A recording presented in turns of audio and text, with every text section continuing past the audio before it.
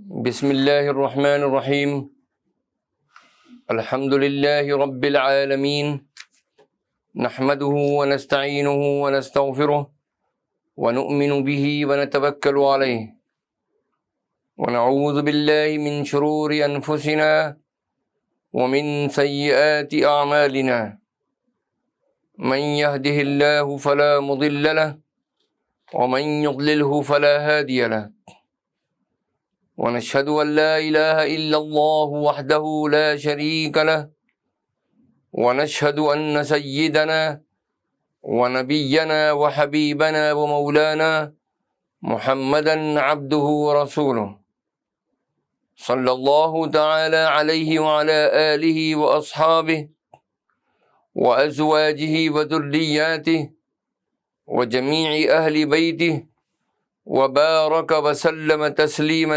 كثيرا كثيرا أما بعد فأعوذ بالله من الشيطان الرجيم بسم الله الرحمن الرحيم رب زدني علما وألحقني بالصالحين رب اشرح لي صدري ويسر لي أمري واحلل عقدة من لساني يفقه قولي صدق اللہ العظیم اللہم انی اسألک بأنک انت اللہ لا الہ الا انت الاحد الصمد الذي لم يلد ولم يولد ولم يكن له كفوا احد۔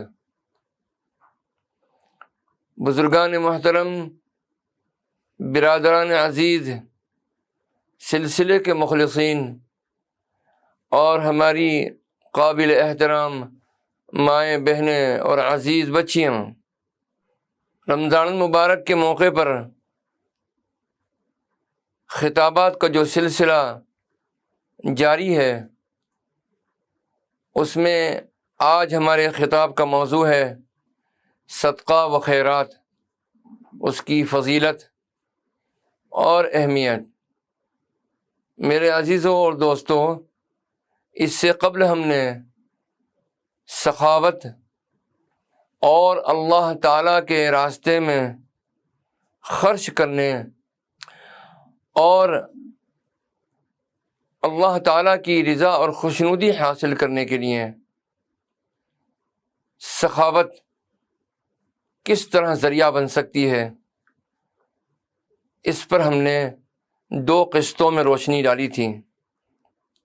آج ہمارا موضوع صدقہ و خیرات ہے اور یہ اس کی پہلی قسط ہے، اور مجموعی طور پر جو رمضان المبارک میں خطابات کا جو سلسلہ چل رہا ہے، آج یہ اس کی 9ویں قسط ہے۔ میرے عزیزوں اور دوستوں،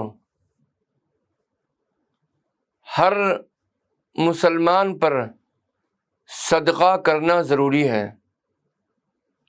اللہ کے نبی صلی اللہ تعالی علیہ وسلم نے صدقہ کرنے کی بہت تاکید فرمائی ہے۔ امام بخاری رحمۃ اللہ علیہ نے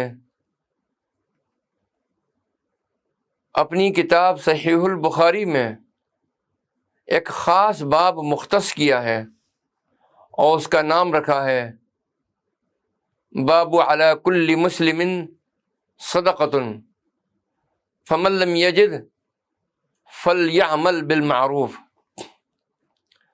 تو میرے عزیزوں اور دوستوں، اس عنوان کو اس طریقے سے قائم کیا ہے امام بخاری رحمۃ اللہ علیہ نے کہ ہر مسلمان پر صدقہ کرنا ضروری ہے۔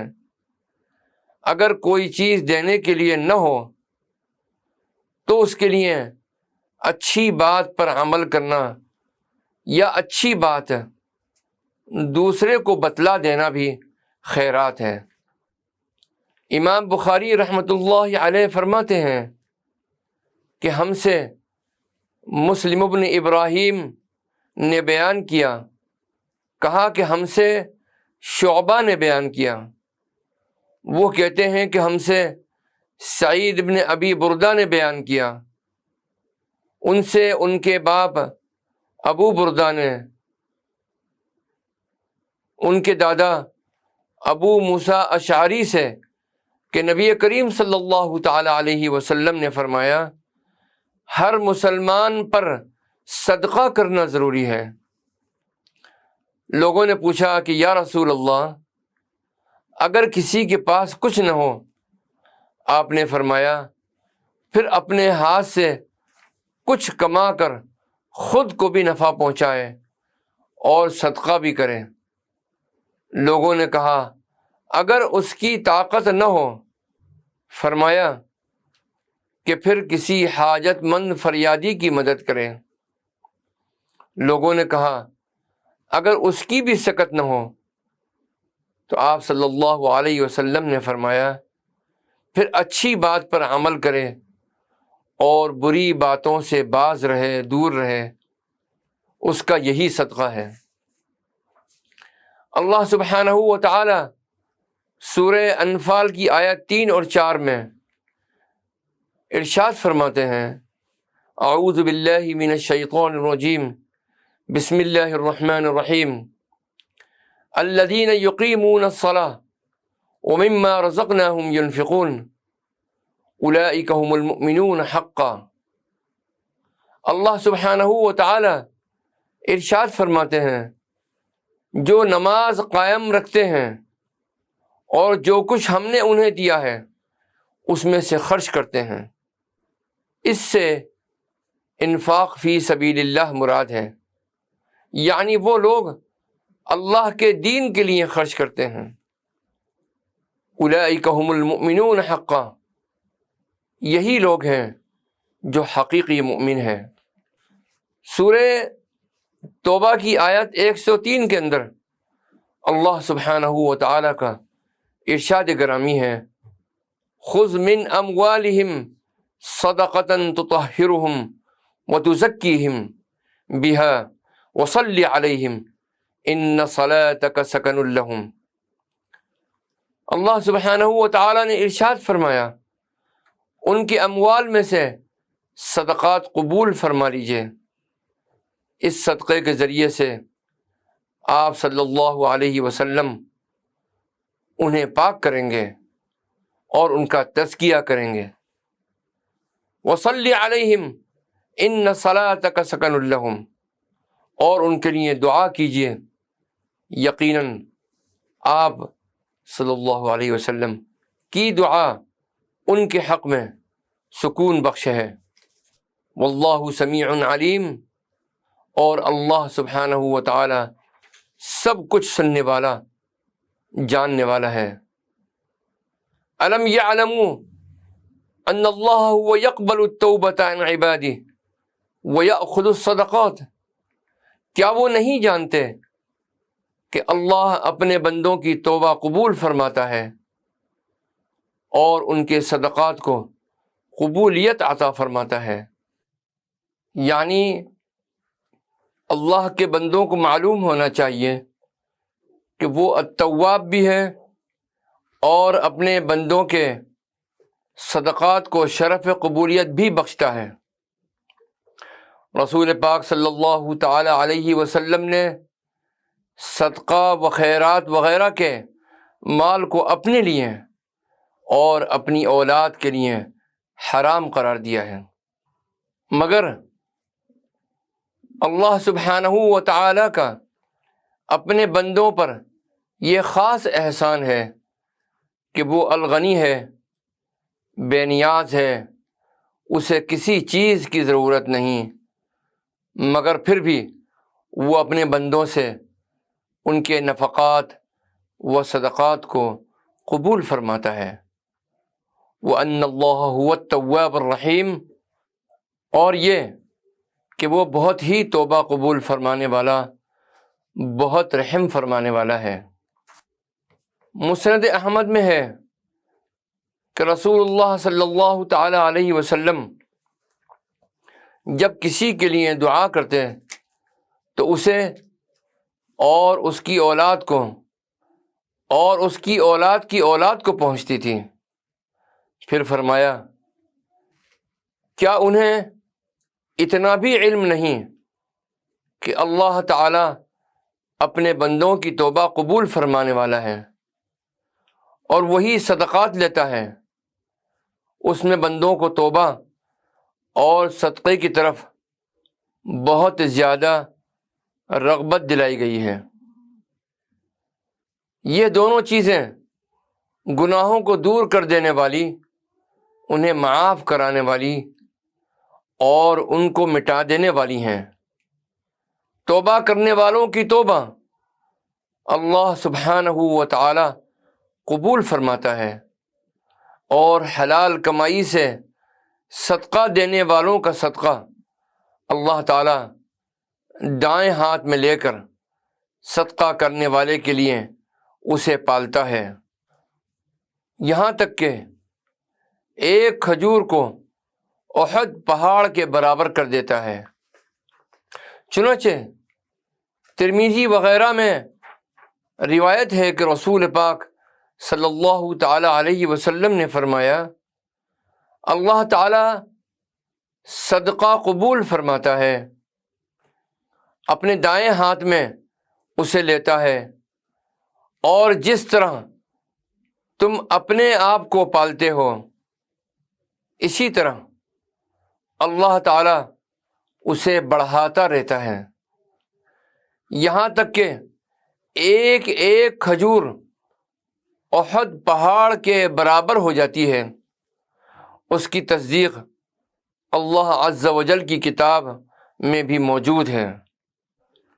پھر اسی آیت کا یہی جملہ آپ صلی اللہ تعالی علیہ وسلم نے تلاوت فرمایا، اور اللہ تعالیٰ کا یہ فرمان بھی، یمحق اللہ الربا ویربی الصدقات، یعنی سود کو اللہ تعالیٰ گھٹاتا ہے اور صدقے کو بڑھاتا ہے۔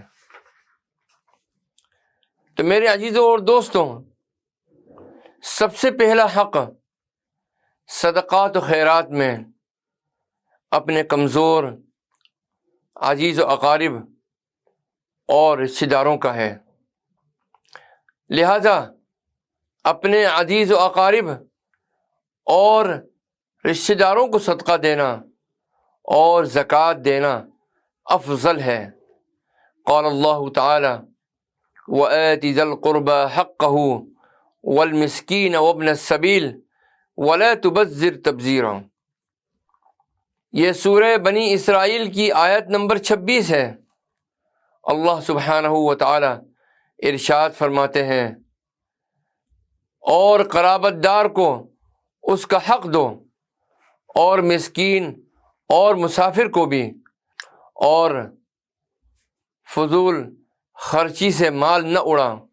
وعن ابی ہریرہ رضی اللہ تعالی عنہ قال جاء رجل الى النبي صلی اللہ علیہ وسلم فقال یا رسول اللہ ای الصدقة اعظم اجرا؟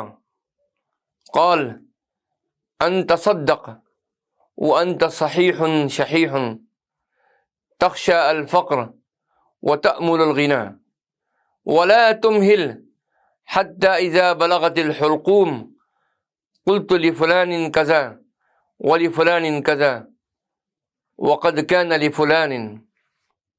حضرت ابو ہریرہ رضی اللہ تعالی عنہ فرماتے ہیں کہ ایک آدمی نبی اکرم صلی اللہ تعالی علیہ وسلم کی خدمت میں حاضر ہوا اور عرض کیا، یا رسول اللہ، کون سا صدقہ اجر میں افضل ہے؟ آپ صلی اللہ علیہ وسلم نے ارشاد فرمایا، وہ صدقہ جو تندرستی کی حالت میں کرے، تجھے غربت کا بھی خوف ہو اور دولت کی خواہش بھی، اور یاد رکھو صدقہ کرنے میں دیر نہ کرنا، کہیں جان حلق میں آ جائے اور پھر تو کہے کہ فلاں کے لیے اتنا صدقہ اور فلاں کے لیے اتنا صدقہ، حالانکہ اس وقت تو تیرا مال غیروں کا ہو ہی چکا ہے۔ لا الہ الا اللہ، لا الہ الا اللہ۔ امام بخاری رحمۃ اللہ علیہ نے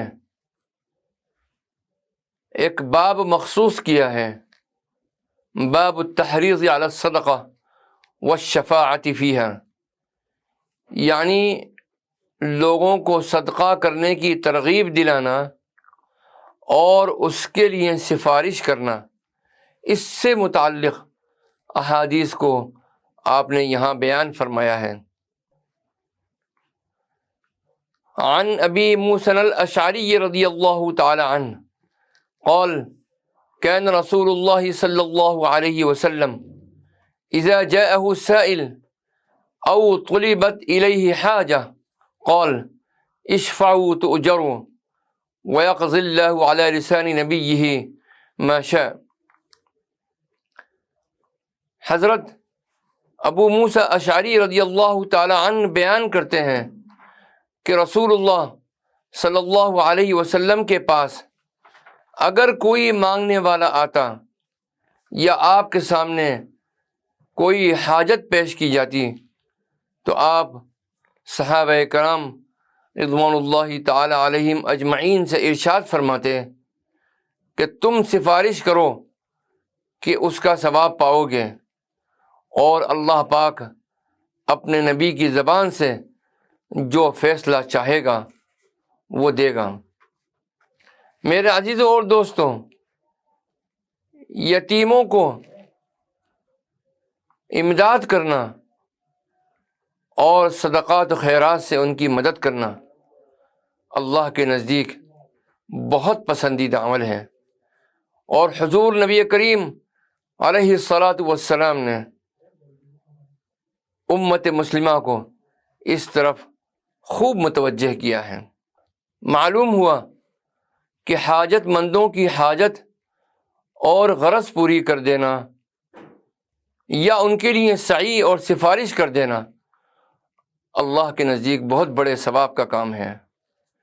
اسی لیے حضرت صلی اللہ تعالی علیہ وسلم صحابہ کرام کو سفارش کرنے کی رغبت دلاتے تھے اور فرماتے تھے کہ اگرچہ یہ ضروری نہیں ہے کہ تمہاری سفارش قبول ہو جائے، ہوگا وہی جو اللہ کو منظور ہے، مگر تم کو سفارش کا ثواب ضرور مل جائے گا۔ امام بخاری رحمۃ اللہ علیہ ایک حدیث نقل فرماتے ہیں جس سے یہ بات معلوم ہوتی ہے کہ ایک عورت اپنے گھر کے خرچے سے صدقہ دے سکتی ہے۔ عن عائشہ رضی اللہ تعالی عنہا قالت قال النبی صلی اللہ علیہ وسلم اذا انفقت المرأة من طعام بیتها غیر مفسدة كان لها اجرها بما انفقت ولزوجها اجره بما كسب وللخازن مثل ذلك لا ينقص بعضهم اجر بعض شيئا۔ حضرت عائشہ رضی اللہ تعالی عنہا بیان کرتی ہیں کہ نبی کریم صلی اللہ علیہ وسلم نے ارشاد فرمایا، اگر عورت اپنے شوہر کے مال سے کچھ خرچ کرے اور اس کی نیت شوہر کی پونجی کو برباد کرنا نہیں ہو تو اسے خرچ کرنے کا ثواب ملے گا، اور شوہر کو بھی اس کا اجر ملے گا کہ اس نے کمایا، اور خزانچی کا بھی یہی حکم ہے، ایک کا ثواب دوسرے کے ثواب میں کوئی کمی نہیں کرے گا۔ علماء فرماتے ہیں اس حدیث مبارکہ کی تشریح میں کہ مالک کے مال کی حفاظت کرنے والے اور اس کے حکم کے مطابق اسی میں سے صدقہ خیرات نکالنے والے ملازم، خادم، خزانچی سبھی اپنی اپنی حیثیت کے مطابق ثواب کے مستحق ہوں گے، حتیٰ کہ بیوی بھی جو شوہر کی اجازت سے اس کے مال میں سے صدقہ خیرات کرے وہ بھی ثواب کی مستحق ہوگی۔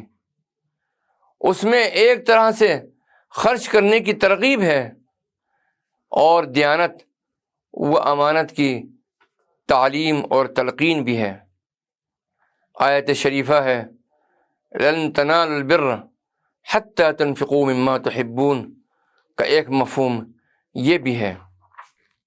میرے عزیزوں اور دوستوں، صدقے کے بے شمار فضائل ہیں، لیکن فرمایا کہ اس حد تک دو کہ اس میں بھی اعتدال کو مد نظر رکھو، خود تمہیں پریشانی نہ پیش آ جائے، کیونکہ زکوٰۃ ہم پر فرض ہے، وہ مال کا 40واں حصہ ہے، اور اس کے علاوہ جو ہے وہ مستحب ہے، تاکہ ایسا نہ ہو کہ آج تو جوش میں آ کر سب دے دیا جائے اور پھر بعد میں حسرت اور افسوس کریں۔ تو ایک نیک کام کرنے کے بعد اس پر حسرت میں مبتلا ہو جاؤ گے جو اتنا برا ہے کہ اس سے نہ کرنا بہتر ہے۔ اسی لیے قرآن کریم میں ارشاد فرمایا والذین اذا انفقوا لم یسرفوا ولم یقتروا وکان بین ذلک قواما۔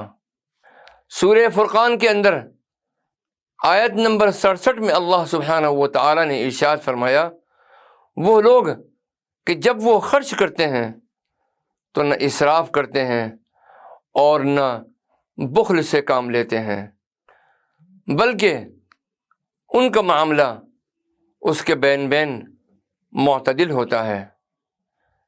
اگرچہ کسی بھی معاملے میں اعتدال قائم رکھنا دنیا کا مشکل ترین کام ہے، مگر اللہ کے ان بندوں کی سیرت ایسی پختہ ہوتی ہے کہ انہیں اپنے اخراجات کے اندر اعتدال اور توازن قائم رکھنے میں مشکل پیش نہیں آتی ہے۔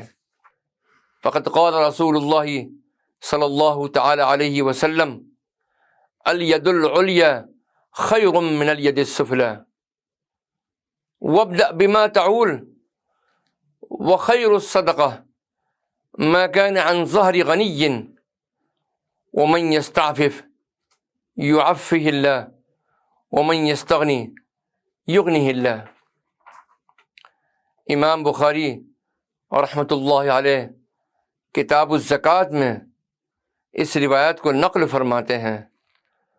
وہ فرماتے ہیں کہ حضرت ابو ہریرہ رضی اللہ تعالی عنہ سے مروی ہے کہ نبی کریم صلی اللہ تعالی علیہ وسلم نے ارشاد فرمایا الید العلیٰ خیر من الید السفلی، جو کہ حدیث کے کئی جملوں میں سے ایک جملہ ہے جس کا ترجمہ یہ ہے کہ اوپر والا ہاتھ نیچے والے ہاتھ سے بہتر ہے۔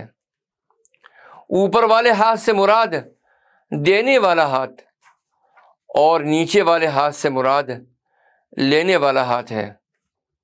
چونکہ آدمی جب کسی کو کوئی چیز دیتا ہے تو اس کا ہاتھ اوپر ہوتا ہے اور لینے والے کا ہاتھ نیچے ہوتا ہے، لیکن یہاں مراد اوپر نیچے والا نہیں بلکہ یہ لینے اور دینے سے کنایا ہے، اور مراد یہ ہے کہ دینے والا ہاتھ لینے والے ہاتھ سے بہتر ہے۔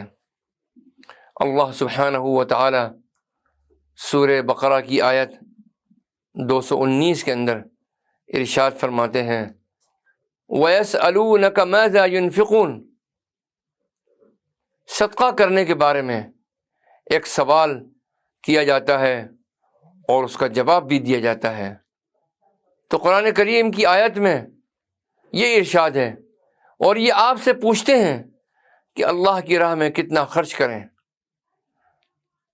اور آیت 159 میں انفاق کا حکم ان الفاظ کے اندر بیان کیا گیا وَأَنفِقُوا فِي سَبِيلِ اللَّهِ وَلَا تُلْقُوا بِأَيْدِيكُمْ إِلَى التَّهْلُكَةِ، اور خرچ کرو اللہ کی راہ میں اور اپنے آپ کو اپنے ہاتھوں ہلاکت میں نہ جھونکو۔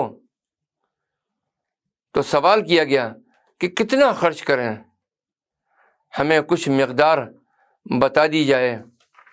فرمایا قل العفو، کہہ دیجئے جو بھی تمہاری ضرورت سے زائد ہو، اللہ تعالیٰ کا یہ مطالبہ نہیں ہے کہ تم اپنی ضرورتوں کو پیچھے ڈال دو، بلکہ پہلے اپنی ضرورتیں پوری کرو، جو تمہارے پاس بچ جائے اسے اللہ کی راہ میں خرچ کر دو۔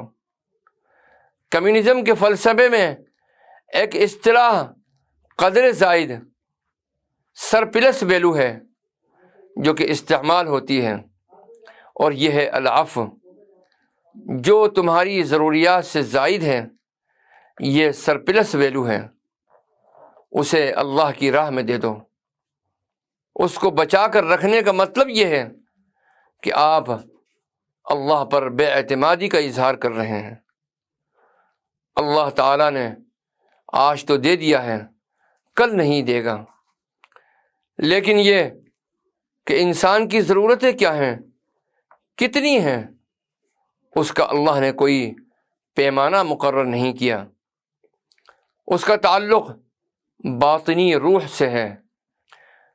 ایک مسلمان کے اندر اللہ کی محبت اور آخرت پر ایمان جوں بڑھتا جائے گا، اتنا ہی وہ اپنی ضرورتیں کم کرے گا، اپنے معیار زندگی کو پست کرے گا، اور زیادہ سے زیادہ اللہ کی راہ میں دے گا۔ اصول یہ ہے کہ ہر شخص یہ دیکھے کہ جو میری ضرورت سے زائد ہے اسے میں بچا کر نہ رکھوں، بلکہ اللہ کی راہ میں دے دوں۔ ایک روایت میں آتا ہے کہ نبی کریم صلی اللہ تعالی علیہ وسلم ایک مرتبہ مصلی پر نماز پڑھانے کے لیے تشریف لائے، تو ابھی اقامت ہی کہی گئی تھی کہ ایک دم کوئی خیال آیا اور آپ صلی اللہ علیہ وسلم گھر تشریف لے گئے، اور گھر سے پھر واپس تشریف لائے۔ بعد میں صحابہ کرام رضوان اللہ تعالی علیہم اجمعین نے پوچھا کہ یا رسول اللہ، آج آپ نے ایسا عمل فرمایا جو پہلے کبھی نہیں دیکھا گیا، کہ مصلی پر کھڑے ہونے کے بعد گھر تشریف لے گئے اور پھر واپس تشریف لائے۔ تو آپ صلی اللہ علیہ وسلم نے فرمایا کہ جب میں مصلی پر کھڑا ہوا تو مجھے خیال آیا کہ میرے گھر میں 7 دینار پڑے رہ گئے ہیں۔ مجھے اللہ کے سامنے حاضر ہوتے ہوئے شرم آئی کہ اس حال میں سورج غروب ہو کہ میرے پاس 7 دینار ہوں، لہٰذا پہلے جا کر ان کو صدقہ کیا، پھر نماز پڑھانے آیا ہوں۔ گویا روایات کا حاصل یہ نکلا کہ جب آپ کے پاس کوئی شخص آتا تو آپ اسے دے دیتے تھے کہ آپ کے پاس کچھ بھی باقی نہیں رہتا تھا۔ صدقہ اللہ سبحانہ و تعالیٰ کے خصوصی فضل و کرم کا باعث بنتا ہے۔ حضرت ابو ہریرہ رضی اللہ تعالی عنہ بیان فرماتے ہیں کہ نبی کریم صلی اللہ علیہ وسلم نے ارشاد فرمایا، ایک شخص جنگل میں کھڑا تھا، اس نے بادل سے آواز سنی، کسی نے آواز دی کہ فلاں آدمی کے باغ کو پانی پلاؤ۔ چنانچہ بادل ایک طرف چلا اور اپنا پانی ایک سنگلاخ زمین پر انڈیل دیا۔ اچانک نالیوں میں سے ایک نالی نے سارا پانی جمع کر لیا۔ وہ آدمی پانی کے پیچھے چلا، دیکھا کہ ایک شخص اپنے باغ میں کھڑا ہے اور اپنے بیلچے سے پانی ادھر ادھر تقسیم کر رہا ہے۔ اس آدمی نے کہا، اللہ کے بندے، تمہارا کیا نام ہے؟ اس نے کہا فلاں، وہی نام جو اس نے بادل سے سنا تھا۔ پھر اس نے دریافت کیا کہ اے اللہ کے بندے، تو میرا نام کیوں پوچھتا ہے؟ اس نے کہا، میں نے اس بادل سے جس کا یہ پانی ہے آواز سنی تھی کہ فلاں کے باغ کو پانی پلاؤ اور تیرا نام لیا، میں جاننا چاہتا ہوں تو اپنے باغ میں کیا کرتا ہے؟ اس نے کہا جب تو نے پوچھا ہے تو میں بتا دیتا ہوں کہ جو کچھ میرے باغ میں پیدا ہوتا ہے اس کا تہائی حصہ صدقہ کر دیتا ہوں، اور 1/3 سے میں اور میرا عیال کھاتا ہے، اور 1/3 اس باغ میں لگا دیتا ہوں۔ اللہ سبحانہ و تعالی ہمیں اپنے فضل و کرم سے زیادہ میں زیادہ صدقہ کرنے اور خصوصیت کے ساتھ میں رمضان مبارک میں غریبوں، مسکینوں اور محتاجوں کی مدد کرنے، اور خاص طور پر اپنے عزیز و اقارب کی دستگیری کرنے کی توفیق عطا فرمائے۔ آمین ثم آمین یا رب العالمین، والصلاة والسلام علی النبی الکریم، والسلام علیکم ورحمۃ اللہ وبرکاتہ۔ بسم اللہ الرحمن الرحیم، اللہم صل علی سیدنا و مولانا محمد وعلی آل سیدنا و مولانا محمد وبارک وسلم۔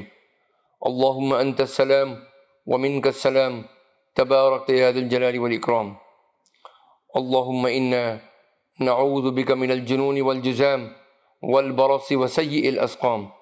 اللہم اکفنا بحلالک عن حرامک واغننا بفضلک عمن سواک۔